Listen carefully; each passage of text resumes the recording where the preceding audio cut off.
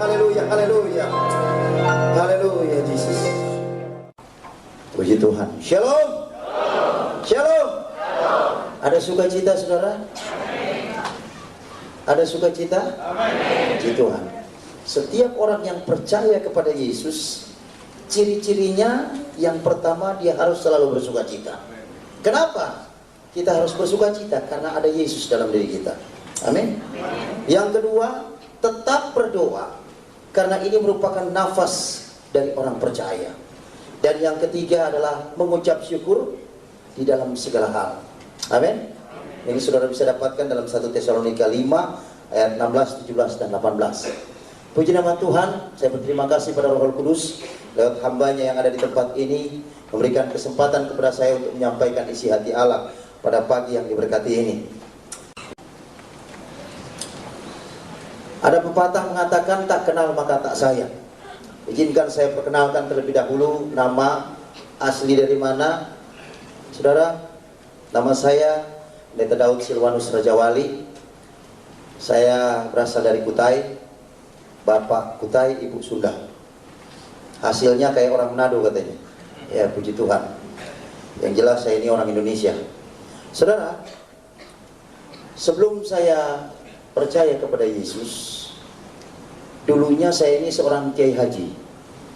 Saudara mungkin kaget ya, kok bisanya kiai haji ini bisa apa? Jadi pendeta. Ya, inilah ajaibnya Yesus yang kita percaya. Amin. Inilah ajaibnya Yesus yang kita percaya. Sebagaimana dikatakan dalam satu firman, tidak ada seorang pun yang mengatakan Yesus itu Tuhan kalau tidak digerakkan oleh Roh Kudus. Amin. Saudara, memang kalau secara logika saya pun sampai sekarang ini hampir tidak percaya. Kenapa? Kok bisanya seperti itu? Tetapi inilah kuasa Allah. Kuasa Allah sekarang ini sedang dinyatakan di mana saja. Saudara, mungkin sudah bertanya, bagaimana Bapak ini? Kok bisanya Tuhan proses Bapak menjadi orang percaya? Sebagian mungkin sudah banyak yang dengar. Ada yang melalui kaset, ada yang melalui kesaksian tadi malam. Puji Tuhan saudara, sebagaimana saya katakan, bukan satu kebetulan. Pada saat mana saudara, saya diangkat menjadi ulama hikmah. Saudara, di dalam Islam ini ada beberapa ulama ya, ada beberapa kiai. Ada kiai hikmah, ada kiai dakwah, ada kiai Quran, ada kiai tafsir, ada kiai wafat, macam-macam saudara. Ada berbagai macam kiai. Tapi untuk saya pribadi adalah kiai hikmah. Mungkin saudara bertanya, kiai hikmah ini apa? Kiai hikmah ini kalau saudara tahu, kalau umpamanya saudara pernah mendengar apa yang dinamanya dunia spiritisme, okultisme, dunia gaib, kemudian dunia jin, saudara perlu saudara ketahui yang membidangi itu adalah kiai hikmah. Kalau saudara juga melihat bagaimana orang dibacok tidak mempan, kemudian ditembak tidak mempan, udah bagaimana cara seperti mereka lakukan kepada beberapa dia demonstrasikan kepada orang-orang, saudara, itu banyakkan kiai hikmah yang menangani. Dan saudara, saya dinobatkan menjadi kiai hikmah ini sejak umur 15 tahun.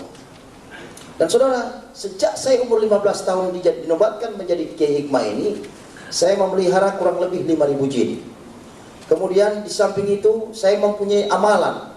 Amalan ini tidak tanggung-tanggung yang menyangkut hidup saya juga. Sebelum umur 40 tahun kami tidak boleh menikah lebih dulu.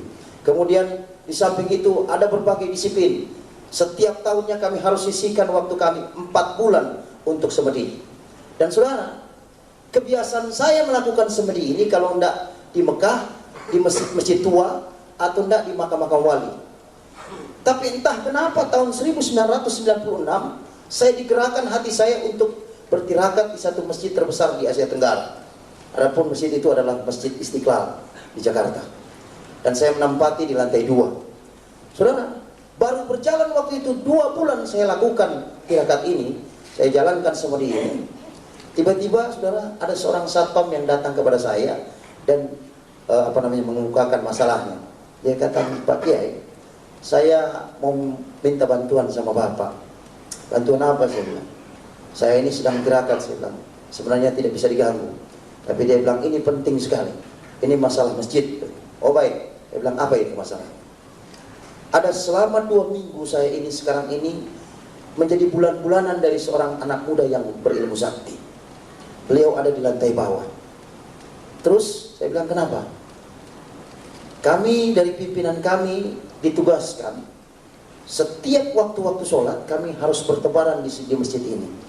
Kami harus bangunkan orang-orang yang tidur, orang yang duduk-duduk, untuk mereka berkumpul di lantai 2 ini untuk melakukan sholat berjemaah.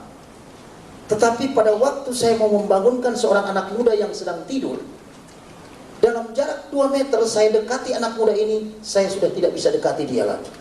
Bahkan saya paksakan dengan ilmu saya untuk bisa membangunkan anak muda ini, malah saya terlempar jauh. Dan ini sudah berlangsung kurang lebih 2 minggu. Sehingga kesimpulannya saya merasa bahwa saya ini disepelekan tugas saya. Terus saya rasa karena Bapak seorang kiai hikmah, saya yakin bahwa anak muda ini bisa ditaklukkan oleh Bapak. Saya bilang sebenarnya sederhana kalau menghadapi orang sakti. Kamu dekati orang sakti itu dengan kamu tidak memakai ilmu kamu, karena ilmu kamu masih di bawah dia. Jadi kamu dekati dia tanpa memakai dengan ilmu kamu. Oh begitu. Jadi sekarang ini kamu pergi ke lantai bawah, di lantai 1, kemudian kamu bangunkan anak muda itu, dan apabila dia sudah bangun, cepat suruh dia menghadap saya. Oh baik Pak, dia lakukan. Pada waktu dia turun ke bawah, kemudian dia lakukan apa yang saya suruh. Dan ternyata benar. Pada waktu dia dekati, kemudian dia bangunkan, ternyata terbangun anak muda ini. Dengan mudah dia dekati. Dan pada waktu dia bangun, karena selama 2 minggu dia lakukan itu tidak berhasil, dan baru hari itu dia berhasil, dia sempat terkejut. Pada waktu dia bangunkan, anak muda ini langsung tanya, kenapa kamu bangunkan saya? Nah, langsung satpam ini katakan, ada seorang kiai di lantai 2 mau bertemu dengan adik. Mari saya antarkan adik ke lantai 2. Tanpa panjang omong lagi, anak muda langsung katakan, baik, antarkan saya ke lantai 2. Sampai di lantai 2, saudara, bertemulah dengan saya.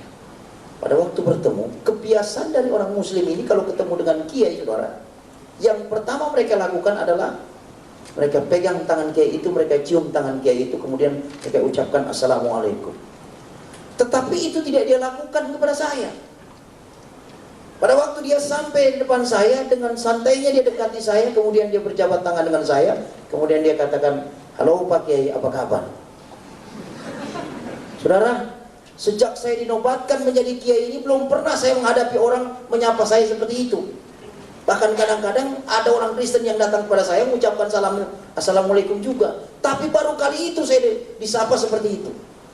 Terpikir oleh saya, ini anak muda ini benar-benar apa? Menyepelekan saya. Dan saya mempunyai pemikiran mungkin karena ilmunya lebih tinggi dari saya. Jadi saya pikir, oh tidak jadi masalah. Pada waktu dia duduk, langsung saya tegur. Anak muda, saya boleh tanya, siapa nama kamu? Anak muda ini langsung katakan, Pak Kiai, nama saya ini Alfian. Konon saya dengar dari seorang satpam yang antar kamu tadi, saya bilang, kamu katanya memiliki ilmu yang sakti. Di luar dugaan saudara. Apa jawab anak muda ini? Pak Kiai, bukan saya yang berilmu sakti, tetapi Yesus yang ada dalam diri saya yang memiliki kesaktian itu. Pada waktu dia ngomong Yesus, saudara, saya sempat terkejut. Apa kamu bilang Yesus? Saya bilang, ya. Bahkan kehidupan saya ini Pak Kiai, bukan saya lagi, tetapi Yesus yang ada dalam diri saya. Lebih aneh lagi saya. Langsung saya pikir, kalau begitu kamu ini orang Nasrani. Betul. Dalam pikiran saya, anak muda ini mungkin datang ke masjid ini dalam rangka untuk dia ini mau masuk Islam. Kenapa? Tahun 96 itu saudara bisa lihat keadaan Indonesia ini ya, khususnya di daerah Jawa ini, ada banyak gereja dihancurkan, ada banyak orang-orang orang-orang percaya dikejar-kejar, ada banyak orang-orang percaya bahkan dibantai. Saya berpikir, oh mungkin dia mau masuk apa? Islam. Ternyata tidak, saudara. Pada waktu saya tanyakan dia, Alfian, kamu ini seorang Nasrani, tapi kok kenapa kamu ini tinggal di dalam masjid? Bahkan kamu sudah 2 minggu ada di masjid ini. Dia katakan, saya senang di masjid ini Pak Kiai, karena ini rumah Tuhan. Saya bilang, nggak salah kalau kamu katakan ini rumah Tuhan. Cuman sekarang saya mau tanyakan, kenapa kok kamu tidak bermitra dengan orang Kristen yang lain? Kamu tidak ke gereja, tidak bersekutu dengan orang-orang Kristen yang lain. Dengan tenang Alfian katakan, perlu Pak Kiai ketahui bahwa sekarang ini gereja sedang sakit. Saya bilang, sakit apa? Ada banyak orang-orang Kristen, mereka datang ke gereja bukan menyembah Allah dalam roh dan kebenaran, bukan mereka membaca kebenaran firman Tuhan, bukan mereka untuk memuji nama Tuhan, tetapi mereka mengagung-agungkan akan golongan mereka. Mereka katakan, golongan kamilah yang benar, golongan kamilah yang akan ke surga, golongan Kristen kamilah yang akan masuk ke dalam kerajaan surga, sementara golongan Kristen yang lain itu tidak masuk dalam kerajaan surga. Padahal mereka itu adalah satu kesatuan tubuh Kristus. Mendengar seperti itu, langsung saya tanyakan lagi, bagaimana dengan kamu? Untuk saya pribadi, Pak, saya tidak perlu khawatir karena di dalam diri saya ada Yesus. Saudara, setiap kali dia ngomong selalu tidak pernah dia tidak selipkan Yesus. Sehingga membuat saya bertanya, saya pikir siapa ini Yesus ini? Langsung saya tanyakan kepada Alfian, Alfian, dari tadi kamu selalu mengalaskan Yesus, selalu Yesus. Sebenarnya Yesus itu siapa sih? Apa Alfian katakan? Bapak ingin dengarkan apa Yesus ini? Oh ya, saya bilang. Tidak tanggung-tanggung, dia saksikan Yesus itu dari jam 4 sore sampai jam 10 malam. Dia saksikan dengan begitu berapi-api mengenai Yesus ini. Herannya dari jam 4 sore sampai jam 10 malam itu, mulut saya ini terkatup hanya mendengarkan kesaksian dia. Dan saudara, setiap dia pekikan nama Yesus, ada kurang lebih 148 ilmu yang ada dalam diri saya, satu persatu hilang kuasanya. Pada waktu dia sudah jam 10 malam dia saksikan mengenai Yesus itu, sempat terhenti sejenak. Langsung saya angkat bicara, saya bilang, Alfian, tunggu sebentar. Kamu ini menyaksikan Yesus begitu berani, dan kamu menyaksikan Yesus ini bukan di gereja ini, saya bilang. Ini dalam masjid, saya bilang. Bagaimana bisa jadi kamu seberani ini? Dia bilang, inilah yang diinginkan oleh Yesus yang ada dalam diri saya. Saya harus saksikan Yesus itu kepada Bapa. Saat itu sempat saya agak sedikit marah, saudara, karena dia begitu tegas menunjuk kepada saya. Saya bilang, baik. Kalau kamu katakan seperti itu, sekarang ini kamu akan saya tahan di tempat ini. Saya akan tes Yesus yang ada dalam diri kamu. Dengan satu catatan. Apabila Yesus yang ada dalam diri kamu kalah dengan ilmu saya, maka besok juga kamu harus ucapkan 2 kalimat syahadat, dan kamu harus ikut sholat subuh berjemaah bersama saya di lantai 2 ini. Kamu siap terima tantangan saya? Alfian dengan tenang dia katakan, kalau itu yang diinginkan oleh Yesus yang ada dalam diri saya, maka saya akan terima tantangan Bapak di dalam nama Yesus. Hilang lagi ilmu satu. Saat seperti itu, saya sempat sadari bahwa di dalam nama Yesus ada kuasa. Saya sempat berpikir, luar biasa ini anak muda ini. Anak muda itu kurang lebih umurnya sekitar 25 tahun. Dia tahu persis bahwa Yesus ada di pihak dia. Dia tahu persis kapasitas Yesus yang dia percaya. Dan pada saat itu langsung saya bilang, baik, kalau kamu memang berani menerima tantangan saya, sekarang juga saya persilakan kamu untuk mempersiapkan diri. Ada mungkin ritual yang kamu harus lakukan untuk mempersiapkan dalam pertandingan ini, saya juga akan mempersiapkan diri. Saudara, pada waktu saya sementara mempersiapkan diri, kurang lebih hampir 2 jam saya persiapkan diri saya dengan berbagai ritual yang saya lakukan. Yang saya lihat, Alfian ini tenang-tenang saja. Tidak ada satu reaksi apapun yang dia lakukan. Sepengetahuan saya, biasanya kalau orang Kristen mau persiapan, paling tidak dia berhubungan dengan Tuhan dengan berdoa. Kadang-kadang mungkin bertelut, kemudian lipat tangan, tutup mata. Tapi ini dia tidak lakukan sama sekali. Dia duduk dengan tenang. Sehingga membuat saya penasaran. Saya langsung tinggalkan sejenak. Saya punya persiapan. Saya dekati dia. Alfian, boleh saya tanya sebentar? Oh boleh Pak, silakan. Ini saya hampir 2 jam mempersiapkan diri. Tapi yang saya lihat kok kamu tenang-tenang saja. Alfian dengan senyum dia katakan, Bapak ini mau lawan saya atau mau lawan Yesus yang ada dalam diri saya? Iya, saya bilang saya akan lawan Yesus yang ada dalam diri kamu, tapi paling tidak kamu harus ada persiapan. Dia bilang, kalau itu yang Bapak mau, maka saya persilakan, biarlah Yesus yang berperang ganti saya, dan saya cukup diam saja. Belakangan saya tahu setelah saya jadi hamba Tuhan, ini firman Tuhan, saudara. Pada waktu dia katakan seperti itu, saya udah gak bisa ngomong, saudara. Saya bilang, oke, silakan teruskan, kamu punya apa? Persiapan. Saya juga akan rampungkan. Sempat terpikir oleh saya, beberapa kali dia pekikan nama Yesus, ilmu saya hilang satu persatu. Saya bilang, ini perlu bantuan, saya bilang. Saat itu langsung saya panggil jin yang saya pelihara. Saat itu saya bilang, jin, sini dulu. Saya melawat, saya mendapat satu musuh yang tidak tanggung-tanggung. Masih muda. Yang herannya setiap dia pekikan nama Yesus, ilmu saya hilang satu persatu. Bahkan entah berapa ilmu yang sudah hilang. Dan saudara perlu ketahui, untuk mendapatkan ilmu ini bukan gampang, saudara. Satu ilmu saja, taruhannya hampir mati dan hidup. Kadang harus dikubur 3 hari 3 malam dengan hanya selang apa? Ke atas satu selang ke atas, saudara, melalui mulut. Kadang kita harus berendam di air selama 1 minggu. Itu kalau fisiknya tidak kuat, salah-salah bisa gila. Tapi herannya, saudara, ilmu yang sudah begitu susah saya dapatkan hanya dalam nama Yesus, takluk. Saudara bisa bayangkan bagaimana kuasa nama Yesus ini. Dan saat itu langsung saya bilang, bagaimana saya harus hadapi dia.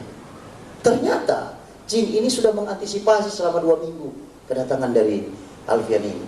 Dia katakan, Pak Kiai, waktu dia datang ke masjid ini, kedatangannya saja tidak diketahui, tiba-tiba sudah ada di tempat ini. Lebih herannya lagi, seorang satpam yang mau dengan tulus mau membangunkan dia sholat, dalam jarak 2 meter sudah terlempar. Itu dia dalam keadaan tidur. Kami pikirkan kalau umpamanya dia melek lebih parah lagi nantinya. Lalu bagaimana saya bilang harus hadapi dia? Apa dia katakan? Waktu itu Bapak tidak memberikan mandat kepada kami. Tapi kalau Bapak memberikan mandat kepada kami untuk menghancurkan Yesus yang ada dalam diri Alfian ini, terlalu kecil, karena kami armadanya kurang lebih 5.000. Oh baik, sekarang ini saya andalkan kamu. Karena selama ini saya andalkan kamu, tidak pernah saya kecewa. Maka sekarang ini saya andalkan kamu. Apa syarat? Syaratnya adalah Bapak harus tidur dan anak muda itu harus tidur. Dan kami akan lawan Yesus yang ada dalam dirinya. Oh begitu? Baik. Saya langsung pergi ke anak muda ini, kemudian saya bilang, Alfian, ada aturan main dalam pertandingan ini. Kamu harus tidur dan saya juga harus tidur.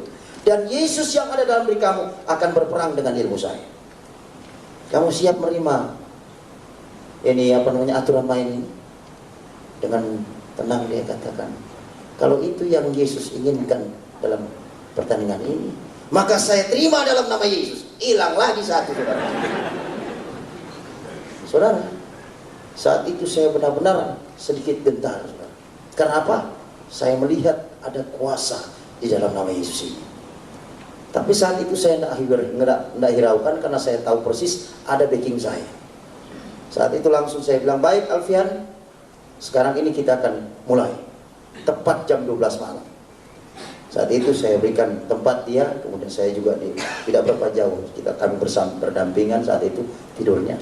Sebelum dia tidur, dia minta satu syarat. Pak, saya minta satu syarat. Kalau Bapak banyak syarat, saya satu syarat aja. Apa itu? Saya bilang, apabila Yesus yang ada dalam diri saya menang atas ilmu Bapak, maka besok juga Bapak harus mengenal Yesus secara pribadi. Siapa? Saya sempat bingung, saudara. Ini ilmu sudah hilang. Saya pikir-pikir, ini kalau umpamanya saya bilang iya, repot juga kalau nggak ada backing. Tapi saya ingat backing saya. Baik, saya bilang saya akan terima. Ada keberanian setelah saya punya backing. Dan apa, saudara? Saat itu kami tidur. Jam 2.30, di antara setengah sadar dan setengah bermimpi, saya menyanyikan satu lagu. Saudara, yang namanya Kiai Hikmah ini banyak aturannya. Jangankan sampai nyanyi, bersiul saja sudah haram hukumnya, apalagi nyanyi. Apalagi nari-nari, saudara. Waduh, lebih parah lagi itu, lebih haram lagi itu. Tapi justru itulah yang saya lakukan. Roh Kudus bekerja secara dahsyat dan ajaib di dalam hati saya saat itu. Kemudian dia wujudkan lewat pujian. Saat itu saya menyanyikan satu lagu. Lagu itu belum pernah saya dengar, saudara. Yang namanya kenal dengan orang Kristen aja termasuk tabu. Malah saya nyanyikan satu lagu. Lagu ini mungkin bagi saudara biasa, tapi bagi saya lagu ini luar biasa. Lagunya adalah Allah kuasa melakukan segala perkara. Saya nyanyikan lagu itu dari awal sampai akhir tanpa salah. Dan saya rasakan ada roh damai sejahtera merasuk dalam diri saya. Pada waktu roh damai sejahtera itu masuk dalam diri saya, langsung saya terkejut. Pada waktu saya terkejut, langsung saya ucapkan, astagfirullahaladzim, ada apa dalam diri saya ini? Kok bisanya saya nyanyi? Dan saat itu saya ambil mantra-mantra saya untuk saya keluarkan roh damai sejahtera itu. Karena roh damai sejahtera yang masuk dalam diri saya itu termasuk asing. Karena untuk orang-orang yang memiliki ilmu-ilmu kanuragan, jarang sekali ada damai sejahtera. Yang ada selalu waspada. Mau apa? Jangan-jangan ada musuh. Jadi saat itu saya bergumul untuk mengeluarkan roh damai sejahtera itu. Tapi dengan berbagai mantra yang saya lakukan tetap tidak keluar. Di saat saya bergumul, Alfian yang ada di samping saya ini terbangun, rupanya terusik. Pada waktu dia terbangun, dia lihat dengan tajam mata saya. Dan dia tersenyum. Langsung dia ulurkan tangannya. Dia bilang, Pak, selamat Pak. Saya bilang, kenapa kamu katakan selamat kepada saya? Ternyata Yesus yang ada dalam diri saya ada juga dalam diri Bapak. Bagaimana bisa jadi kamu katakan itu? Tadi waktu saya tidur, saya sayup mendengar Bapak menyanyi. Saya tahu persis lagu yang Bapak nyanyikan itu lagu yang biasa dinyanyikan oleh orang-orang pengikut Yesus. Saya bilang, iya, kenapa begitu ya? Inilah ajaibnya Yesus yang ada dalam diri saya. Saat itu saya sempat sadari, saya ini Kiai Haji, saya bilang. Bagaimana bisa jadi saya ada Yesus, saya bilang, di dalam diri saya. Alfian, saya belum kalah. Dan itu dengan tegas saya katakan, saya belum kalah. Alfian katakan, saya belum katakan Bapak kalah. Bahkan tidak pernah saya katakan Bapak itu kalah. Tapi yang saya katakan, Yesus sudah ada dalam diri Bapak. Herannya lagi, saudara, jin yang siap membantu saya, yang siap menghancurkan Yesus yang ada dalam diri Alfian ini, sampai sekarang ini nggak tahu kemana, saudara. Dipanggil sudah tidak pernah datang, wujudnya tidak pernah saya lihat, suaranya pun tidak pernah saya dengar lagi. Ternyata apabila terang itu datang, gelap itu akan pergi.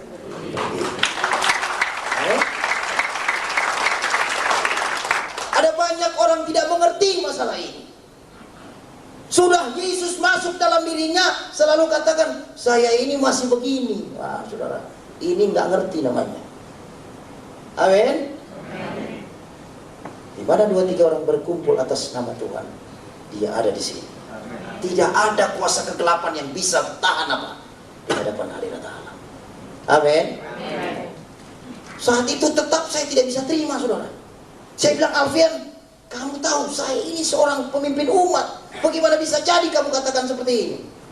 Ya, dia bilang, kalau Yesus sudah ada dalam diri Bapa, Dia sudah berkenan dalam hidup Bapa, Dia tidak akan keluar sampai kapanpun. Lebih bingung lagi saya. Dia bilang, ini gimana kalau begini?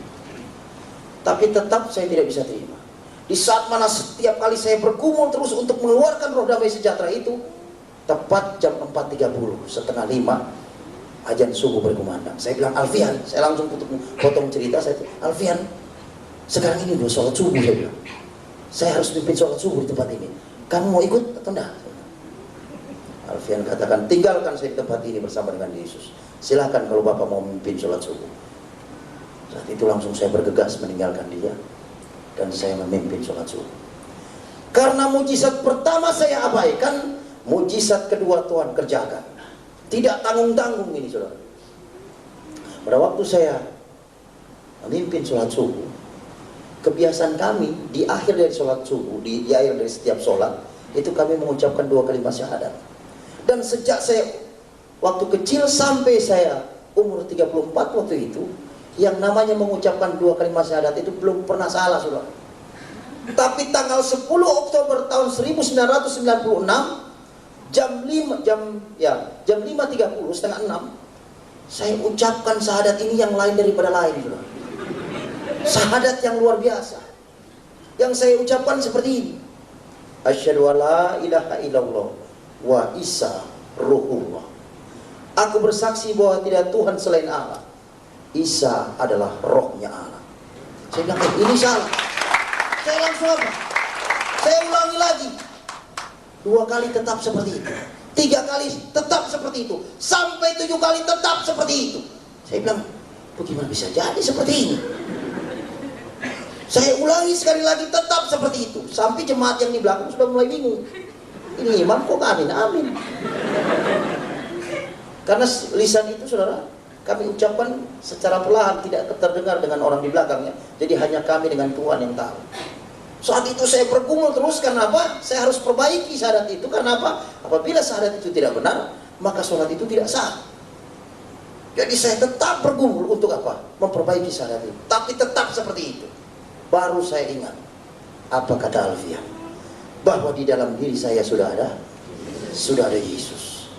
Entah bagaimana, saudara, pikiran saya itu langsung dijamah Tuhan. Saat itu langsung saya pasrah dan saya ucapkan di pengimaman itu, Yesus atau Isa Al-Masih, apabila Engkau Tuhan dan Allahku yang harus aku sembah mulai saat ini, dan mulai saat ini aku ikrarkan di hadapanmu bahwa Engkaulah juru selamat pribadiku. Di saat mana saya lakukan itu, saudara, ada sukacita besar yang masuk dalam diri saya. Saya rasa begitu luar biasa saat itu. Saya sukacita, ada damai sejahtera, karena saya sudah izinkan itu masuk dalam diri saya. Dan apa, saudara? Saya saking sukacitanya, saya udah lupa mau mengulangi lagi. Langsung saya ucapkan salam kiri kanan, berjabat tangan dengan jemaat, langsung saya bergegas menemui Alfian. Saking sukacitanya, pikir saya Alfian ini sudah pergi. Ternyata masih ada di tempat itu. Pada waktu dia ada di tempat itu, saya langsung rangkul dia. Kemudian saya bilang, Alfian, ternyata Yesus yang kamu sebut-sebut dari kemarin sore, jam 4 sore itu sampai jam 3 tadi pagi, ternyata dia itu Allah sendiri. Apa kata Alfian? Dari kemarin juga saya udah bilang itu. Kenapa Bapak tidak percaya? Saya bilang, inilah waktu Tuhan untuk saya, Alfian. Inilah waktu Tuhan untuk saya. Sekarang saya mau tanya pada kamu. Menurut kitab kami, bahwa Nasrani dan Yahudi atau Kristen ini terbagi atas 77 golongan. Dan hanya satu yang diterima di sisi Allah. Sekarang saya mau tanya, golongan mana yang diterima di sisi Allah ini? Saya akan ikuti itu. Apa kata Alfian? Pak, jangan ikut dengan golongan, karena ini merupakan penyakitnya orang Kristen. Golongan ini tidak akan menyelamatkan. Tapi ikutilah jejak Yesus. Apa yang Yesus lakukan, itu yang Bapak kerjakan. Apa yang Yesus tidak lakukan, jangan Bapak kerjakan. Hanya itu. Hanya itu, ya. Tepat jam 7 pagi, saat itu Alfian mohon pamit. Dia katakan, Pak, sekarang ini semuanya sudah selesai. Ya, saya bilang sudah selesai. Saya sekarang ini mohon pamit. Saat itu langsung saya antarkan dia ke gerbang. Dan herannya, saudara, sejak jam 4 sore sampai jam 7 pagi itu, tidak terpikir oleh saya, tanya dia alamatnya di mana, asli dari mana, orang tuanya di mana, keluarganya di mana, tidak pernah saya tanya. Yang terngiang-ngiang dalam pikiran saya itu adalah kesaksian dia mengenai Yesus. Dan pada waktu dia mau berpisah, dia sempat pegang erat-erat tangan saya. Dia bilang, Pak Kiai, selamat berjalan bersama dengan Yesus. Pandang Yesus, jangan pandang manusia. Sampai kita bertemu di kerajaan surga. Mulai saat itu, Alfian itu entah kemana. 3 tahun saya mengenyam pendidikan sekolah tinggi teologi, dan saya mendapat predikat yang terbaik. Di saat mana saya menggenggam akan ijazah yang sudah diberikan, saya langsung masuk ke kamar. Saat itu saya menangis dan saya berdoa. Tuhan, siapa Alfian itu? Aku bertanya sekarang juga. Dia telah perkenalkan aku dengan Engkau, dan sekarang ini Engkau telah memilih aku menjadi hamba-Mu. Sekarang ini aku bertanya kepadamu, siapa Alfian itu? Dan apa saudara? Jawab Tuhan lewat doa. Daud, aku kirimkan malaikatku untuk menyelamatkan jiwamu dari api neraka. Saudara, untuk seorang yang banyak melukai hati Tuhan, ternyata jiwanya masih berharga di mata Tuhan. Tapi untuk mengenal Yesus ini bukan berarti tanpa harga, saudara. Ada harga besar yang harus saya bayar. Saya harus diusir dari umat yang saya pimpin. Saya harus apa? Melepaskan semua atribut dunia saya.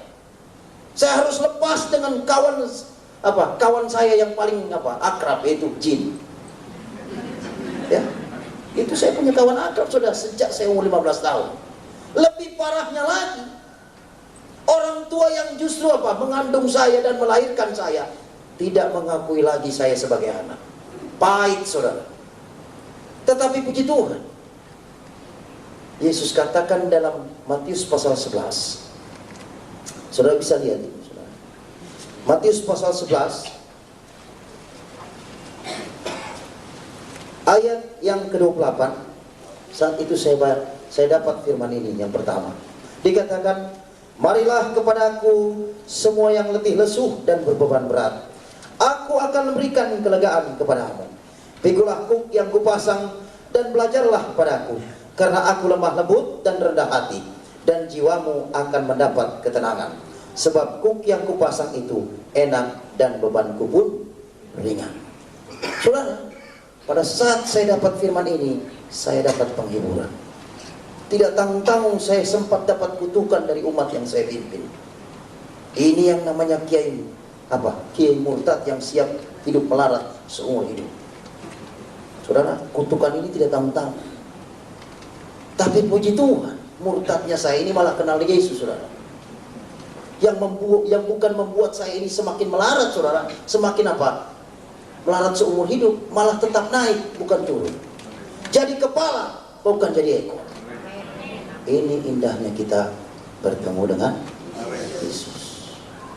Ada banyak sekarang ini tawaran keselamatan, tetapi keselamatan yang hakiki hanya ada pada Yesus. Saudara diberkati? Berapa banyak saudara yang diberkati? Silakan tepuk tangan. Saya undang seluruh choir, bahkan pemain musik untuk datang ke depan. Dan saudara silakan berdiri, ungkapkan hatimu. Apabila saudara mempunyai masalah, mempunyai sakit yang tidak bisa disembuhkan, mempunyai masalah di dalam usahamu, mempunyai masalah dalam keluargamu, bawa di kaki Tuhan. Saat ini dia menunggu saudara untuk dia jamah. Biarkan dirimu dijamah Tuhan, agar mana engkau diubahkan hidupmu menjadi manusia baru. Kita angkat satu.